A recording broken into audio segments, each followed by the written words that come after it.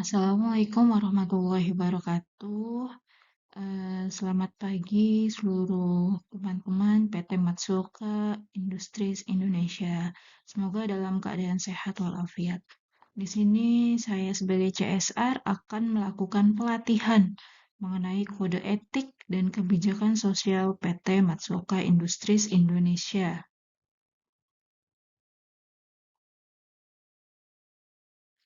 Nah, tujuannya untuk apa?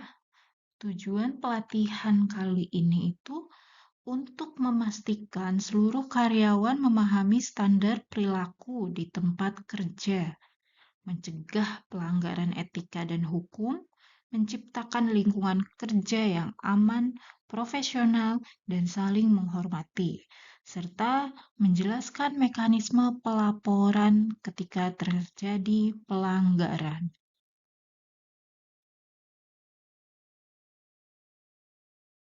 Oke, ruang lingkupnya di sini untuk siapa saja pelatihan kali ini. Nah, Code of Conduct berlaku untuk semua karyawan PT Matsuoka Industries Indonesia, baik itu karyawan tetap, karyawan kontrak, harian, atau outsourcing. Dan ini juga berlaku untuk semua level jabatan tanpa terkecuali, termasuk perlindungan khusus bagi pekerja perempuan, pekerja muda, pekerja migran, dan kelompok rentan lainnya. Selanjutnya, nilai dasar perusahaan. Jadi, PT Matsuoka Industries Indonesia memiliki nilai-nilai dasar yang wajib seluruh karyawan PT Matsuoka patuhi. Yang pertama itu mengenai integritas dan transparansi. Di sini artinya menolak segala bentuk suap, gratifikasi, dan praktik kecurangan. Yang kedua, kepatuhan hukum, mematuhi hukum Indonesia serta standar internasional yang berlaku. Yang ketiga ada hak asasi manusia, menghormati dan melindungi hak-hak dasar seluruh pekerja, dan terakhir tanggung jawab sosial dan lingkungan. Jadi seluruh karyawan wajib berkontribusi pada praktik bisnis dan berkelanjutan. Oke, lanjut kepada poin inti dari pelatihan kali ini adalah kebijakan sosial atau social policy PT Matsuoka Industries Indonesia. Selanjut, Selanjutnya ada yang pertama itu kebijakan kode etik. Di sini dilarang keras. Maksudnya apa dilarang keras? Berarti pelanggaran ini termasuk pelanggaran berat dan bisa berujung PHK atau proses hukum. Yang pertama ada suap atau gratifikasi.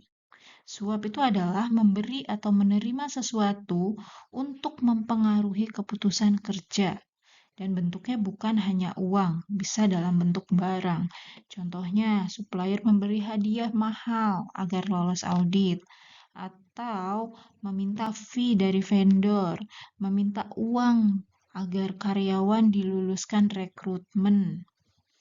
Nah, ada gratifikasi. Gratifikasi ini adalah hadiah yang berhubungan dengan jabatan. Contohnya, hampers mahal dari vendor, transfer pribadi dari supplier. Nah, jika hadiah mempengaruhi keputusan kerja, itu artinya pelanggaran. Jadi, keputusan kerja harus berdasarkan profesionalisme, bukan uang atau hadiah. Selanjutnya, memalsukan data. Ini sering terjadi dan sangat berbahaya. Contohnya, memasukkan absensi, memanipulasi jam lembur, mengubah data produksi, dan sebagainya. Kenapa ini termasuk pelanggaran berat? Karena perusahaan bisa kena sanksi hukum, kehilangan kepercayaan brand global, bahkan kehilangan kontrak bisnis. Pesannya adalah data itu sama dengan kepercayaan. Jika memalsukan data, itu artinya menghancurkan kepercayaan. Selanjutnya, menyembunyikan informasi. Artinya, sudah tahu ada masalah, tapi sengaja ditutup-tutupi. Contohnya, menyembunyikan kecelakaan kerja, menyembunyikan pelecehan, tidak melapor kerusakan mesin. Di sini menyembunyikan masalah itu sama dengan memperbesar masalah. Dan terakhir ada mengintimidasi pekerja agar berbohong. Ini sering terjadi ya, mengancam pekerja agar tidak jujur, melarang pekerja bicara ke auditor, mengancam kontrak pekerja. Ini pelanggaran serius karena melanggar HAM dan merusak integritas perusahaan. Di sini perusahaan berhak untuk melakukan audit, mau itu audit secara diumumkan atau tidak diumumkan. Dan perusahaan berhak mengakses data dan fasilitas dan melakukan investigasi jika itu diperlukan. Kebijakan pekerja anak. Apa itu pekerja anak? Pekerja anak adalah pekerja yang belum mencapai usia minimum kerja yang diperbolehkan oleh hukum. Kenapa pekerja anak ini dilarang? Karena anak memiliki hak pendidikan, hak tumbuh kembang, hak kesehatan, hak perlindungan dari eksploitasi, dan bekerja terlalu dini dapat menyebabkan mereka putus sekolah, gangguan kesehatan, cedera kerja, bahkan trauma psikologis. Nah, di sini perusahaan tidak boleh mempekerjakan anak di bawah 18 tahun. Usia 15 sampai 17 itu boleh bekerja, tetapi harus dilindungi secara khusus. Disebut Young Worker Protections. Jadi perusahaan wajib memberikan perlindungan tambahan untuk anak-anak di bawah umur. Nah, jika terjadi dan tidak ada perlindungan khusus, dampaknya jika melanggar, perusahaan bisa putus kontrak kerja sama, kena sanksi hukum, dan kehilangan reputasi global. Perusahaan mendukung generasi muda untuk belajar, bukan untuk eksploitasi.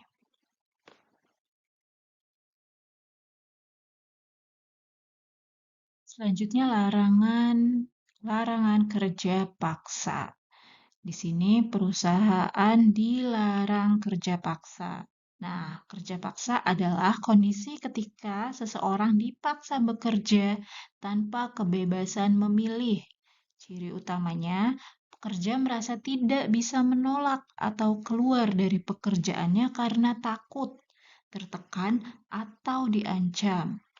Di sini semua pekerja harus dilakukan secara sukarela, bukan karena paksaan.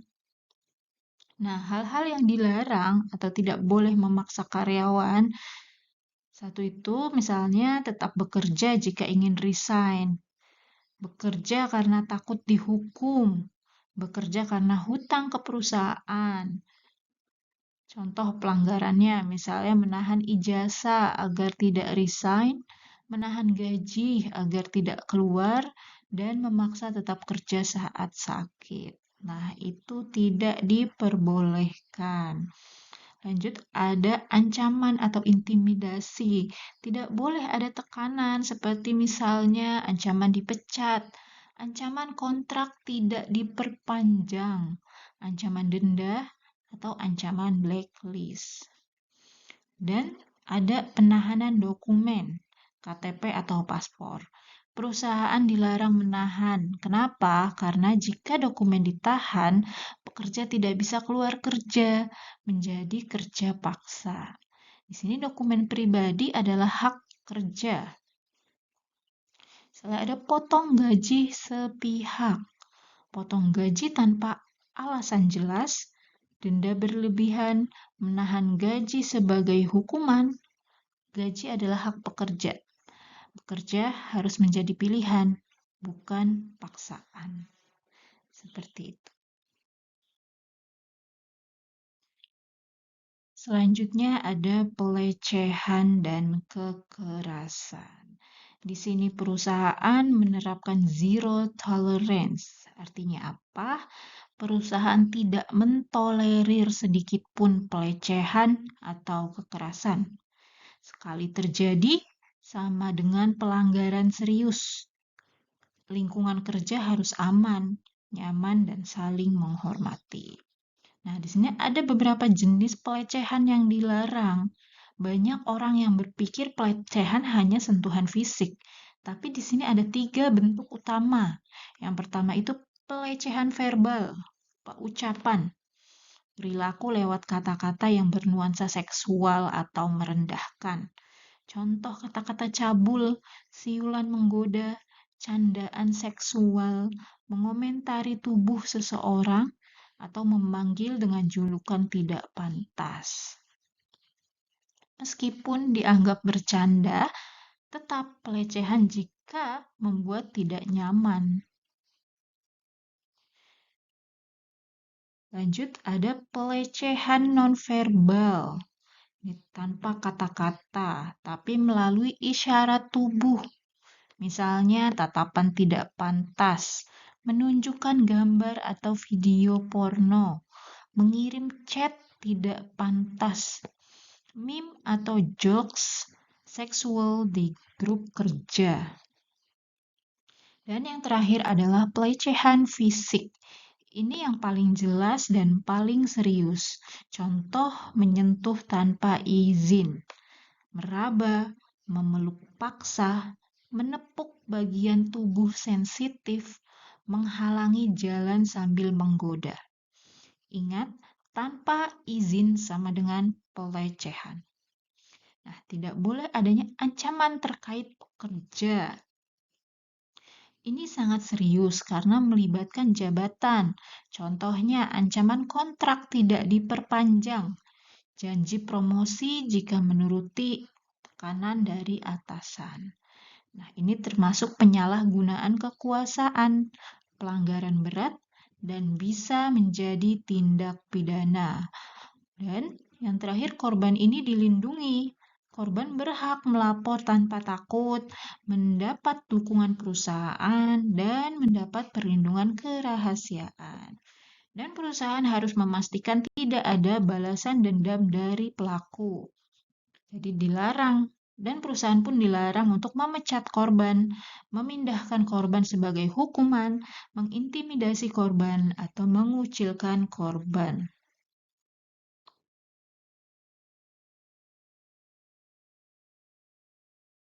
Selanjutnya ada anti-diskriminasi. Apa itu diskriminasi? Diskriminasi adalah perlakuan tidak adil terhadap seseorang karena perbedaan identitas pribadi, bukan karena kemampuan kerja. Nah, prinsipnya semua pekerja harus diperlakukan adil dan setara.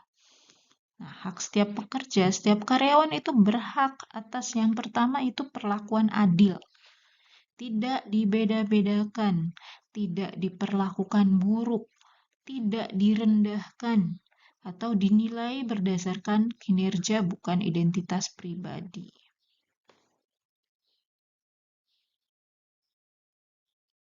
Yang kedua, kesempatan yang sama.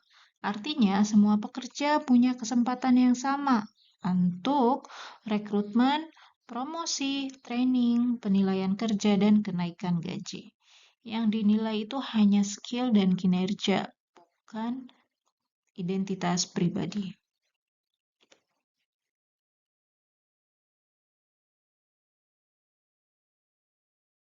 Selanjutnya ada keselamatan dan kesehatan kerja atau K3.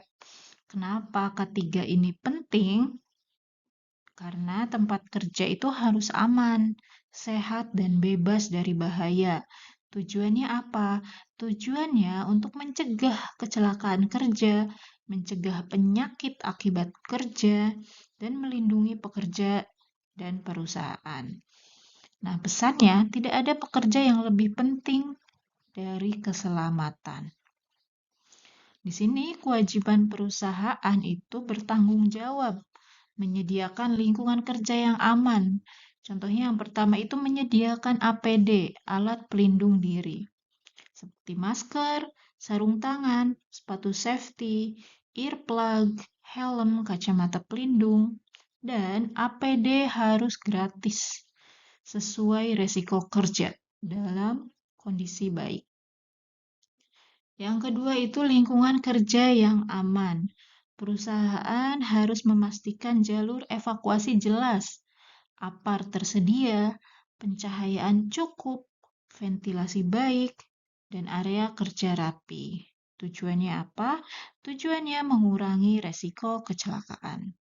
Dan pastikan air bersih dan sanitasi tersedia di perusahaan seperti air minum layak, toilet bersih dan cukup, area cuci tangan, kebersihan area kerja, dan lainnya.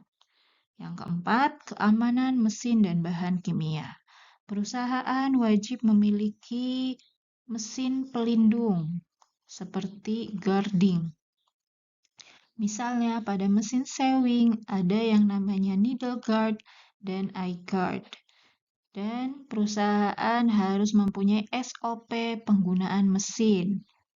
Ada label bahan kimia dan ada MSDS untuk bahan kimia. Karena mesin dan bahan kimia ini itu beresiko tinggi yang dapat menyelakai karyawan. Yang kelima itu asrama layak, jika ada ya. Jadi harus aman, bersih, tidak padat, ada air dan sanitasi, aman dari kebakaran. Asrama juga bagian dari tanggung jawab perusahaan. Nah, di sini pekerja wajib mematuhi SOP K3, mengikuti prosedur kerja, tidak bekerja sembarangan, tidak bercanda di area kerja, dan tidak mematikan pengaman mesin.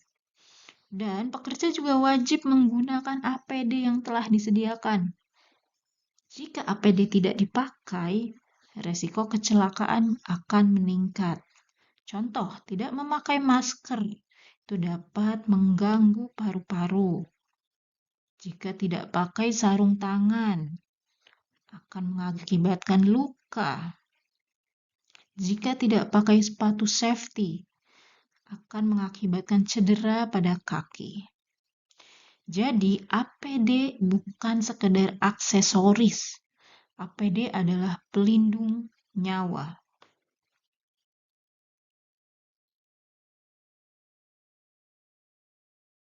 Selanjutnya, kebebasan berserikat. Apa artinya kebebasan berserikat? Setiap pekerja memiliki hak untuk berkumpul, berserikat, dan menyampaikan aspirasi secara aman. Ini adalah hak yang dilindungi undang-undang. Nah, hak pekerja di sini adalah membentuk serikat pekerja. Pekerja boleh membuat serikat pekerja, membuat organisasi pekerja, memilih pengurus serikat, dan perusahaan dilarang untuk melarangnya. Yang kedua, bergabung dengan serikat. Pekerja bebas memilih, mau ikut serikat boleh, tidak ikut serikat juga boleh.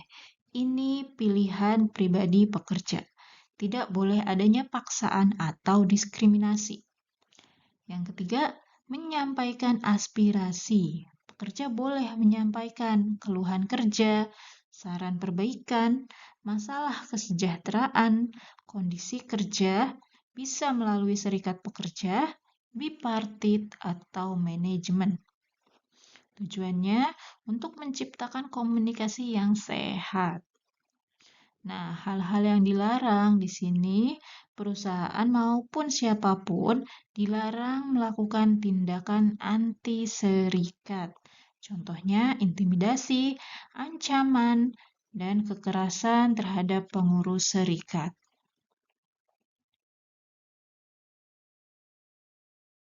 Upah dan jam kerja.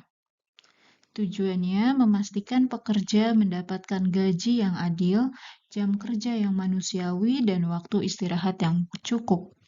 Nah, di sini hak pekerja yang pertama, upah dibayar tepat waktu.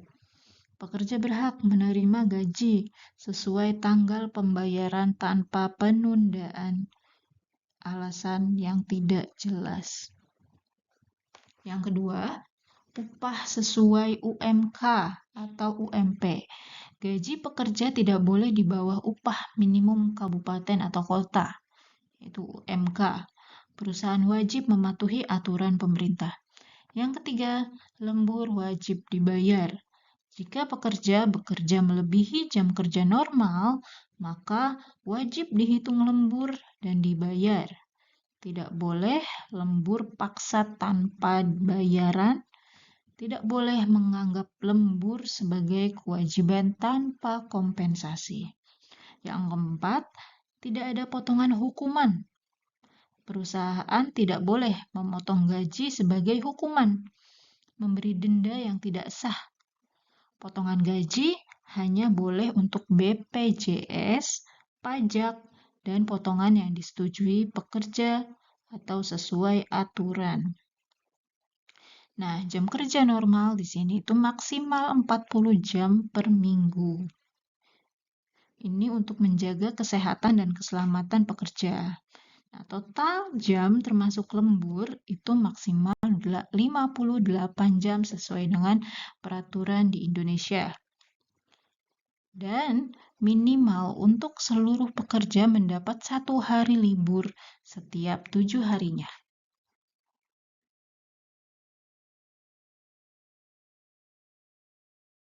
Perlindungan lingkungan. Tujuannya, perusahaan tidak hanya fokus pada produksi, tetapi juga menjaga lingkungan sekitar, kesehatan masyarakat, dan keberlanjutan masa depan. Komitmen perusahaan yang pertama adalah mengelola limbah. Setiap kegiatan produksi menghasilkan limbah seperti limbah padat, limbah B3, limbah cair, dan perusahaan wajib memilah limbah, menyimpan dengan aman, mengelola sebelum dibuang, dan menyerahkan ke pihak berizin jika diperlukan. Tujuannya agar limbah tidak mencemari tanah, air, dan udara. Lalu ada pencemaran. Perusahaan harus mencegah pencemaran air, udara, tanah. Contoh tindakan, memastikan air limbah diolah sebelum dibuang, mengontrol emisi mesin, menangani tumpahan bahan kimia dengan cepat. Yang ketiga, menghemat air dan energi. Semua pekerja ikut berperan dalam penghematan. Matikan lampu saat tidak digunakan. Gunakan air seperlunya. Hindari pemborosan listrik dan bahan bakar. Penghematan sama dengan mengurangi biaya dan mengurangi dampak lingkungan. Yang terakhir, mengelola bahan kimia dengan aman. Bahan kimia harus disimpan di tempat khusus, diberi label yang jelas, digunakan sesuai prosedur, dan tidak dibuang sembarangan. Nah, di sini peran pekerja. Setiap pekerja wajib mengikuti prosedur lingkungan, mengelola kebocoran tumpahan, dan tidak membuang limbah sembarangan. Menjaga lingkungan itu bukan hanya kewajiban perusahaan, tapi tanggung jawab kita sebagai pekerja.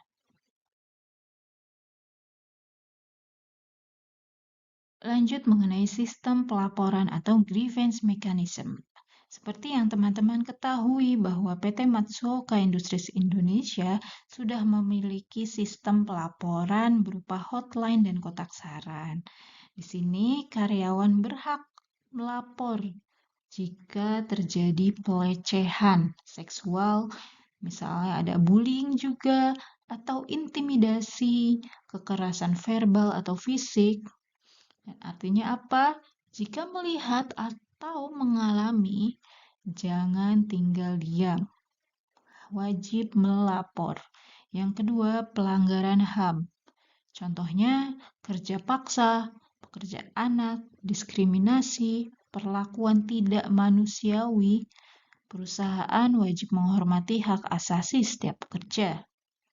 Yang ketiga, misalnya ada kecurangan.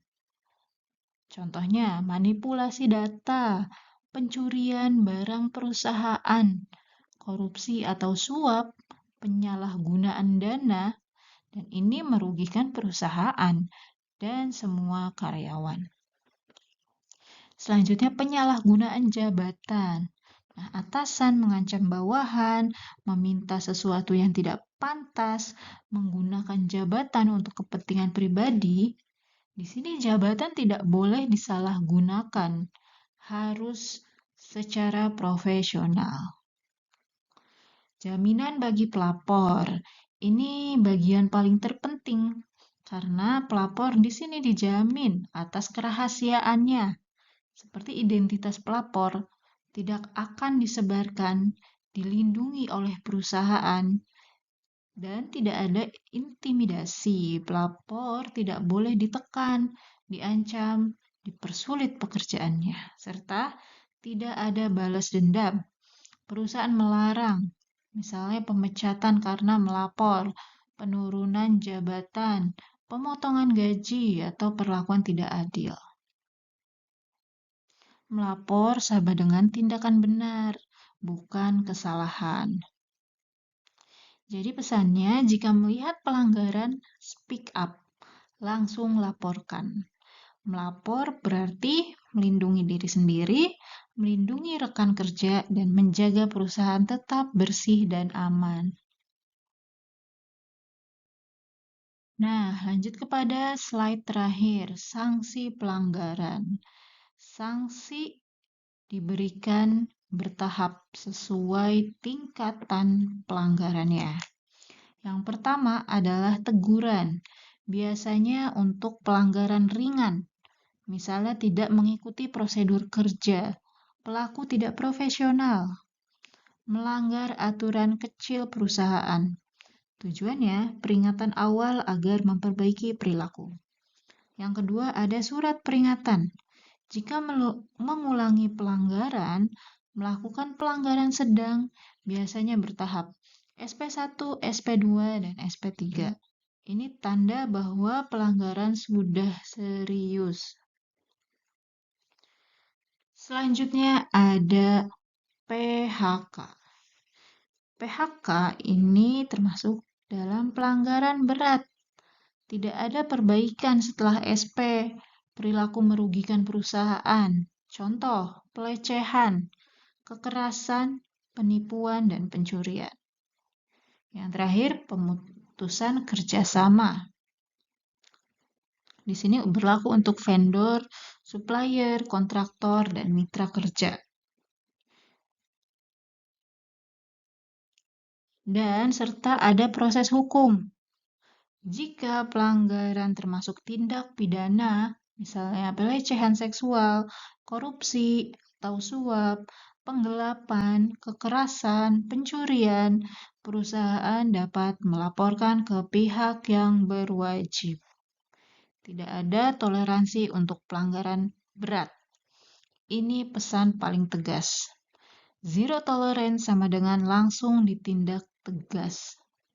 Contoh pelanggaran berat, pelecehan dan kekerasan, pekerja anak atau kerja paksa, suap dan korupsi, penyalahgunaan jabatan, pelanggaran keselamatan serius, dan tidak ada negosiasi. Pembelaan alasan pribadi pun tidak ada dan kesempatan kedua pun tidak ada. Pesannya, kode etik sama dengan aturan wajib, bukan pilihan.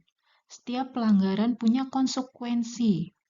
Tujuannya, lingkungan kerja aman, perusahaan bersih, dan profesional, serta semua karyawan terlindungi.